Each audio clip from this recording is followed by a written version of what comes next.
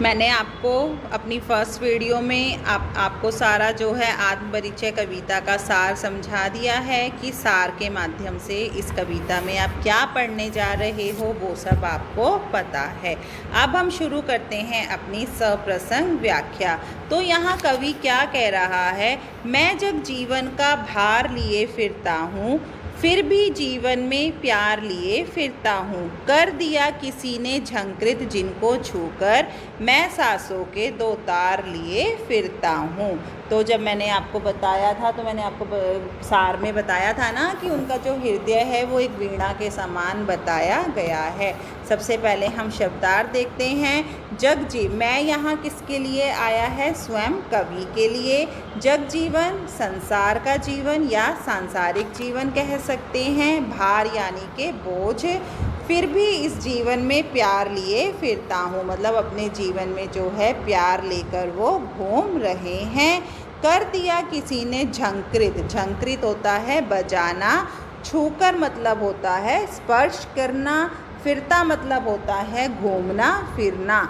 तो यहाँ आप सबसे पहले शब्दार्थ आपके हो गए हैं। प्रसंग में आप क्या लिखेंगे, प्रस्तुत काव्यांश जो है, प्रस्तुत पद्यांश जो है हमारी हिंदी की पाठ्य पुस्तक आरोह 2 में संकलित आत्मपरिचय नामक कविता से लिया गया है। इसके रचयिता जो हैं वो कौन हैं, हरिवंश राय बच्चन जी हैं। इसमें कवि ने जो है आत्मपरिचय का वर्णन दिया है। अब व्याख्या देखिए। मैं जब जीवन का भार लिए फिरता हूँ फिर भी जीवन में प्यार लिए फिरता हूँ, अर्थात कवि क्या कह रहे हैं कि अपने जीवन के बारे में बताते हुए, उसका बोध कराते हुए कवि कहते हैं कि मैं सांसारिक जीवन के भार को जो है निरंतर वहन करता हुआ, निरंतर अपना जीवन जो है अपने सांसारिक जीवन का भार ढोते हुए जो है अपने जीवन को व्यतीत कर रहा हूँ, अपने जीवन को जो है यहाँ पर बिता रहा हूँ। मेरे जीवन में जो है इस जग का एक बहुत बड़ा भार है और मैं उस भार को, केवल उस भार को उठाकर मैं दुखी नहीं होता हूँ, न ही कभी जो है अपने पथ से विचलित होता हूँ। फिर भी मैं अपने जीवन में असीम प्यार लिए घूम रहा हूँ, मतलब कभी कभी जो है उसको अपने सांसारिक जीवन के भार को ढोते हुए वो दुखी भी नहीं होते हैं और न ही कभी अपने पथ से विचलित होते हैं, और भार समझते हुए अपने सांसारिक जीवन को फिर भी वो अपने जीवन में बहुत सारा प्यार रखते हैं। उन्होंने अपनी पिछली यादों को याद करते हुए कहा है, कर दिया किसी ने झंकृत जिनको छूकर मैं सांसों के दो प्यार लिए फिरता हूँ, यानी कि अपनी पिछली बातों को याद करते हुए, अपने पिछले जीवन को याद करते हुए कवि कहते हैं कि मेरे जीवन में जो है किसी का आगमन हुआ था, अर्थात किसी के प्यार भरे हाथों ने जो है मेरी हृदय रूपी वीणा को छूकर हिला दिया था। आज भी मैं उनकी यादों की रूप में जो है अपने सांसों के दो तार लिए जी रहा हूँ, अर्थात मेरे जीवन के जीने का आधार वही है जिसने मेरे हृदय रूपी वीणा को छूकर हिला दिया था। अर्थात कवि यहाँ क्या कह रहे हैं कि एक मेरी प्रिया जिसका मेरे जीवन में आगमन हुआ था, उसका प्यार जो है आज भी मेरे जीवन में शामिल है। मैं उसे अपने साथ लेकर घूम रहा हूँ, बस उसकी जो यादें हैं, उसके साथ जो बिताया हुआ अच्छा समय है, उसके कोमल हाथों का जो स्पर्श है वो आज भी मेरी सांसों को जीवन प्रदान करती है। अर्थात कवि क्या कहते हैं कि इस संसार में रहना चाहे एक भार के समान है, परंतु उस भार को ढोते हुए, सभी कार्यों को अच्छे से करते हुए जो है मैं अपना जीवन खुशी खुशी व्यतीत कर रहा हूँ। मेरे जीवन में जो है अभी भी सभी के लिए बहुत ही ज़्यादा प्रेम है। मेरे जीवन में जो है अपनी पिछली यादों को याद करते हुए वो बताते हैं कि मेरे जीवन में जो है किसी का आगमन हुआ था, मेरी प्रेमिका का, उसने जो मेरी हृदय रूपी वीणा को छू दिया था, और उसका जो छूना है, जो इसका स्पर्श करना है, वो मेरी सांसों को आज भी प्राण, आज भी जीवन जो है प्रदान करती है। मेरा उसका जो छूना है वो आज भी मैं अपनी सांसों के अंदर महसूस करता हूँ। काव्य सौंदर्य क्या है इसका, यानी कि विशेष क्या है। एक तो कवि जो है इस संसार के बारे में, इस संसार की जो सच्चाई है उसका बोध करवाया है। भाषा सरल सहज और खड़ी बोली है। और क्या है, गाने की शैली में है। और क्या है, श्रृंगार रस योजना है, माधुर्य गुण विद्यमान है। संस्कृत के तत्सम और तद्भव शब्दों का भी यहाँ प्रयोग किया गया है। हाँ जी, हमारा दूसरा पद्यांश क्या है। मैं स्नेह सुरा का पान किया करता हूँ, मैं कभी न जग का ध्यान किया करता हूँ। जग पूछ रहा उनको जो जग की गाते हैं, मैं अपने मन का गान किया करता हूँ। मैं फिर से यहाँ कवि के लिए आया है। स्नेह सुरा, स्नेह रूपी मदिरा यानी प्रेम रूपी शराब। पान मतलब पीना। मैं कभी न जग मतलब संसार। ध्यान मतलब उनका ख्याल न करना। जग पूछ रहा उनको जो जग की गाते हैं। जग मतलब संसार। गान मतलब बखान करना, किसी के बारे में बताना। प्रसंग क्या लिखेंगे, वही प्रस्तुत पद्यांश जो है हमारी हिंदी की पाठ्य पुस्तक आरोह भाग 2 में संकलित हरिवंश राय बच्चन द्वारा रचित आत्म परिचय कविता से लिया गया है। इसमें कवि ने जो है आत्म परिचय का बोध करवाया है। तो अब व्याख्या क्या है, यहाँ देखिए। मैं स्नेह सुरा का पान किया करता हूँ, अर्थात कवि कहता है कि मैं प्रेम रूपी मदिरा को पीने वाला हूँ। मैं कभी न जग का ध्यान किया करता हूँ। मैं इसी प्रेम रूपी मदिरा को पीकर जो है इसी की मस्ती में डूबा रहता हूँ।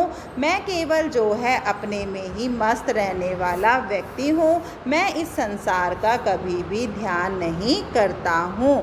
जग पूछ रहा उनको जो जग की गाते हैं, मैं अपने मन का गान किया करता हूँ। अर्थात कवि कहते हैं कि इस संसार पे जो है, ये संसार जो है बहुत ज़्यादा स्वार्थी है। इस संसार के लोग भी जो हैं स्वार्थी हैं, क्योंकि संसार केवल उन्हीं लोगों को पूछता है जो उनके स्वार्थीपन का बखान करता है, जो उनके अनुकूल कार्य करता है। मैं उन व्यक्तियों में से हूँ जो अपने प्रतिकूल कार्य करने वाला हूँ, यानी कि मुझे जो अच्छा लगता है मैं उन्हीं कार्यों को करना पसंद करता हूँ। मैं किसी और का बखान नहीं करता हूँ। अर्थात मुझे इस संसार का जो स्वार्थीपन है वो बिल्कुल भी अच्छा नहीं लगता है। कवि का क्या कहना है कि मैं तो जो है हमेशा अपनी मस्ती में ही डूबा रहता हूँ। मेरे मन में जो आता है मैं वही कार्य करता हूँ, और जो मेरी मस्ती है, जो मेरी मौज मस्ती है, मैं उसी का ही यहाँ बखान करता हूँ। अर्थात मेरे मन में जो भावनाएं हैं, जो संवेदनाएं हैं, जो मेरा प्रेमिका का प्यार है, उसे मैं जो है हमेशा याद करता रहता हूँ। अब यहाँ काव्य सौंदर्य में आप क्या लिखेंगे। कवि ने जो है संसार की जो स्वार्थपरता है, जो स्वार्थ गुण है, उसका यहाँ वर्णन किया है। भाषा सरल सरस है। संस्कृत और तत्सम शब्दों का प्रयोग हुआ है। श्रृंगार रस है, माधुर्य गुण है, गाने की शैली में है। अनुप्रास, पद मैत्री और स्वर मैत्री अलंकारों का यहाँ प्रयोग हुआ है। और स्नेह सुरा में जो है रूपक अलंकार भी दिखाई देता है, क्योंकि शराब का जो प्रेम है उसकी तुलना यहाँ किससे की गई है, शराब का रूप बताया गया है। हाँ जी, हमारी अगली व्याख्या देखिए। मैं निज उर में उद्गार लिए फिरता हूँ, मैं निज उर में उपहार लिए फिरता हूँ। है अपूर्ण संसार ने मुझको भाता, मैं स्वप्नों का संसार लिए फिरता हूँ। मैं फिर से कवि के लिए यहाँ आ रहा है। निज मतलब अपना, उर मतलब हृदय, उद्गार मतलब भाव, फिरना मतलब घूमना फिरना। मैं कवि, निज अपना, उर हृदय, उपहार आप गिफ्ट बोलते हो। यह अपूर्ण, अपूर्ण मतलब अधूरा, संसार के बारे में। भाता मतलब मुझको अच्छा नहीं लगता है। मैं स्वप्नों का, स्वप्न मतलब स्वप्न का, संसार। हाँ जी, शब्दार्थ हमारे हो गए हैं। प्रसंग में आप क्या लिखेंगे कि प्रस्तुत पद्यांश जो है हमारी हिंदी की पाठ्य पुस्तक आरोह भाग 2 में संकलित आत्मपरिचय कविता से लिया गया है। इसके कवि कौन हैं? श्री हरिवंश राय बच्चन जी है और यहाँ अपने हृदय के भावों का उद्गार किया है। अब व्याख्या क्या लिखेंगे? कवि कहता है कि मैं अपने हृदय के भावों को जो है एक उपहार के समान लिए अपना जीवन व्यतीत कर रहा हूँ। यानी कि जो उसकी प्रेमिका का प्यार है, उसके प्रति जो उसके भाव हैं वो क्या है? एक उपहार के समान है और उस उपहार के साथ जो है वो अपना जीवन व्यतीत कर रहे हैं। कवि कहता है, कवि के कहने का अभिप्राय क्या है कि मैंने अपने हृदय में उसके भावों को एक उपहार के समान जो है संजोकर बचा कर रखा हुआ है। इन्हीं भावों और उपहारों को लिए जो है मैं इस संसार में घूमता फिरता रहता हूँ। कवि और क्या कहते हैं कि मेरे लिए तो जो ये संसार है वो अपूर्ण है, अधूरा है, इसलिए इसकी जो अपूर्णता है मेरे हृदय को अच्छी नहीं लगती है। मैं तो इस संसार की उपेक्षा करके अपने ही सपनों का संसार लेकर अपना जीवन व्यतीत कर रहा हूँ। अर्थात मैं अपने स्वप्नों के संसार में ही जो है हमेशा डूबा रहता हूँ। अर्थात मैं इस संसार में अपना जीवन व्यतीत कर रहा हूँ, पर किसके सहारे? जो मेरी कल्पनाओं का, जो मेरी प्रेमिका की यादें हैं, उसी के सहारे मैं अपना जीवन व्यतीत कर रहा हूँ। काव्य सौंदर्य में आप क्या लिखेंगे कि कवि ने जो है इस संसार को अधूरा बताया है। भाषा सरल सरस है, प्रभावमयी है, गीत शैली का प्रयोग हुआ है, शांत रस का प्रयोग हुआ है और प्रसाद गुण शैली का प्रयोग किया गया है। हमारा अगला स्टैंजा है, देखिए। मैं जला हृदय में अग्नि दाहा करता हूँ, सुख दुख दोनों में मगन रहा करता हूँ। जग भव सागर तरने को नाव बनाए, मैं भव मौजों पर मस्त बहा करता हूँ। तो सबसे पहले अपने शब्दार्थ मैं यहाँ किसके लिए आया है? कवि के लिए। जला मतलब जलाना, हृदय मतलब दिल, अग्नि मतलब आग, दहा मतलब जलना और जग मतलब संसार, भवसागर मतलब संसार रूपी सागर, मग्न मतलब लीन रहना, मस्त रहना और नाव कश्ती, मौजों पर, तरंगों पर, हिलोरों पर या लहरों पर भी हम कह सकते हैं। तरने को मतलब पार लगाने को, बाहर निकलने को। तो अब यहाँ आप प्रसंग में सबसे पहले क्या लिखेंगे कि प्रस्तुत जो काव्यांश है वो हमारी हिंदी की पाठ्य पुस्तक आरोह भाग 2 में संकलित कवि श्री हरिवंश राय बच्चन द्वारा रचित आत्मपरिचय कविता से लिया गया है। इसमें कवि ने जो है आत्मपरिचय का चित्रण करते हुए सुख दुख अवस्था, चाहे हमारे जीवन में सुख हो या दुख हो, हमें हर अवस्था में मस्त रहने की प्रेरणा दी है कि हमारा समय चाहे अच्छा चल रहा हो या बुरा चल रहा हो, हमें हर परिस्थिति का सामना जो है खुश रहकर अच्छे से करना चाहिए। तो देखिए व्याख्या में आप क्या लिखेंगे? मैं जला हृदय में अग्नि दाहा करता हूँ। अर्थात यहाँ कवि क्या कहते हैं? मैंने अपने हृदय में जो है वियोग रूपी अग्नि को जला रखा है। यहाँ आपके शॉर्ट क्वेश्चन भी निकलते हैं कि कवि ने अपने हृदय में किस अग्नि को जला रखा है? वियोग रूपी अग्नि को जला रखा है और जिसमें जो है वो निरंतर स्वयं को जलाता रहता है। स्वयं उस अग्नि में, वियोग रूपी अग्नि में जो है प्रतिदिन जलता रहता है। सुख दुख दोनों में मग्न रहता है। अर्थात कवि कहता है कि मैं सुख और दुख जो है दोनों अवस्थाओं में ही मग्न रहता हूँ, मस्त रहता हूँ। जग भव सागर तरने को नाव बनाए। मैं अर्थात कवि कहता है कि मैं न तो सुख के आने पर अत्यधिक खुश होता हूँ और न ही दुख के आने पर दुखी होता हूँ, बल्कि जैसी परिस्थितियाँ होती हैं दोनों को समान रूप से ग्रहण कर कर अपना जीवन व्यतीत करता हूँ। चाहे मेरे जीवन में सुख हो या दुख हो, मैं प्रत्येक परिस्थिति में जो है समान रूप से व्यवहार करता हूँ। कवि संसार को, अगली लाइन क्या है हमारी? जग भव सागर तरने को नाव बनाए हैं। यह पंक्ति जो है संसार को संबोधित करते हुए कवि ने लिखी है कि संसार के बारे में बताते हुए कहते हैं कि जो इस संसार के लोग हैं वो संसार रूपी सागर को पार करने के लिए जो है भले ही नाव का निर्माण करते हैं, पर मेरी इच्छा क्या है, कवि अपनी इच्छा बताते हैं कि मेरी जो है संसार रूपी सागर को पार करने की कोई इच्छा नहीं है। आ रहा है ना पंक्तियों में आपका, जग भव सागर तरने को नाव बनाए हैं, अर्थात यहाँ कवि संसार के लोगों के बारे में बताता है कि इस संसार रूपी सागर को पार करने के लिए जो है इस संसार के लोग जो है नाव का सहारा लेते हैं, और मैं जो है इस संसार रूपी सागर से बाहर निकलने की कोई भी इच्छा नहीं रखता हूँ, बल्कि मैं तो इस संसार की लहरों पर ही मस्ती में बहना चाहता हूँ कि जो सुख और दुख रूपी लहरें हमारे जीवन में आती हैं उन लहरों के साथ ही जो है मैं अपना जीवन व्यतीत करना चाहता हूँ।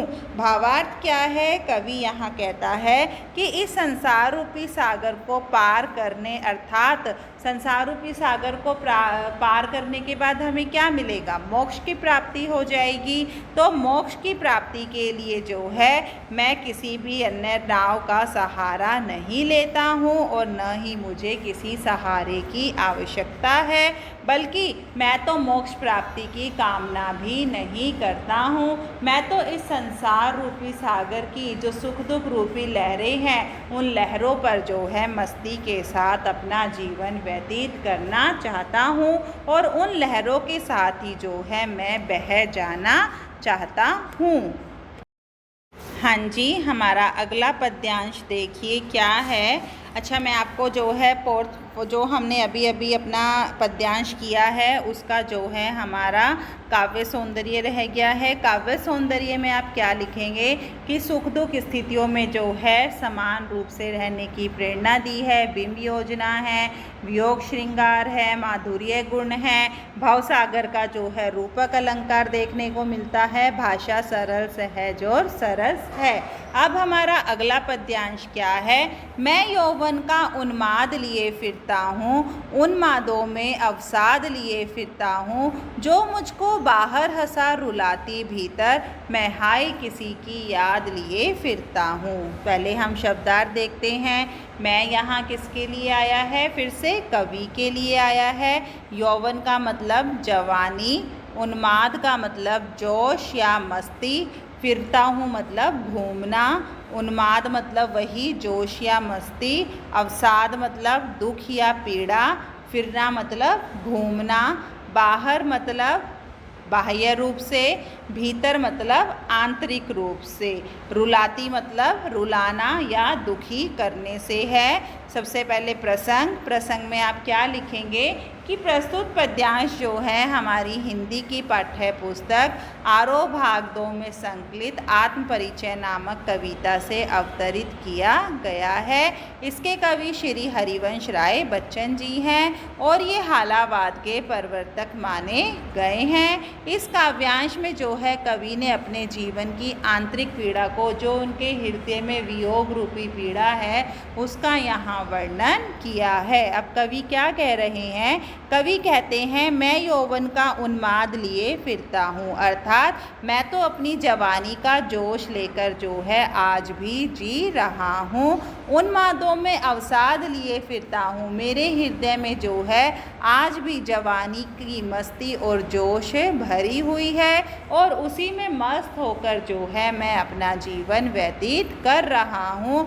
इस जवानी के पागलपन में जो है मैंने अनेकों दुख समाये हुए हैं, अर्थात जो मेरी मस्ती भरे दिन थे, जो मेरे जोश भरे दिन थे, यानी कि जो मेरी जवानी की अवस्था थी, उस अवस्था में जो है मैंने अनेक दुखों का सामना किया है। फिर भी मैं जो है इन स्थितियों में मस्त होकर अपना जीवन व्यतीत कर रहा हूँ। जो मुझको बाहर हंसा रुलाती भीतर, अर्थात जो मेरी मेरी जवानी की, यौवन अवस्था की जो यादें हैं वो आज भी मेरे साथ मेरे हृदय में बसी हुई हैं। कवि यहाँ कहता है कि मैं जवानी में किसी से प्रेम करके उसकी यादों को जो है अपने हृदय में संजो कर रखता हूँ।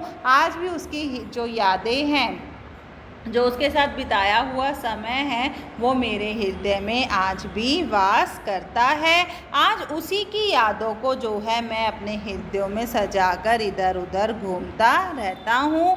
और जो ये यादें हैं वो बाह्य रूप से जो है मुझे हंसा देती हैं, परंतु अंदर ही अंदर जो है मैं इन यादों को याद करके दुखी होता रहता हूँ, रोता रहता हूँ। मैं अपनी प्रियतमा की यादों को लेकर आज भी अपना जीवन जी रहा हूँ। इस जहाँ को चाहे मैं बाहर से कितना भी हंसता हुआ नज़र आता हूँ, कितना भी खुश नज़र आता हूँ, कितना भी मस्त नज़र आता हूँ, परंतु मैं हृदय से रोता रहता हूँ, क्योंकि जो मेरी प्रियतमा की यादें हैं वो आज भी मेरे हृदय में मेरे साथ वास करती हैं और वो मुझे आज भी जो है अंदर ही अंदर दुखी करती रहती हैं। काव्य सौंदर्य में क्या लिखेंगे कि आंतरिक पीड़ा के बारे में बताया गया है। भाषा खड़ी बोली है, अत्यंत सरस और प्रभावमयी है। प्रतीकात्मक शैली का प्रयोग किया गया है, जैसे बाह्य रूप और भीतर रूप। अनुप्रास पद मैत्री अलंकारों का प्रयोग है। संस्कृत के तत्सम और तद्भव शब्दों का यहाँ प्रयोग किया गया है।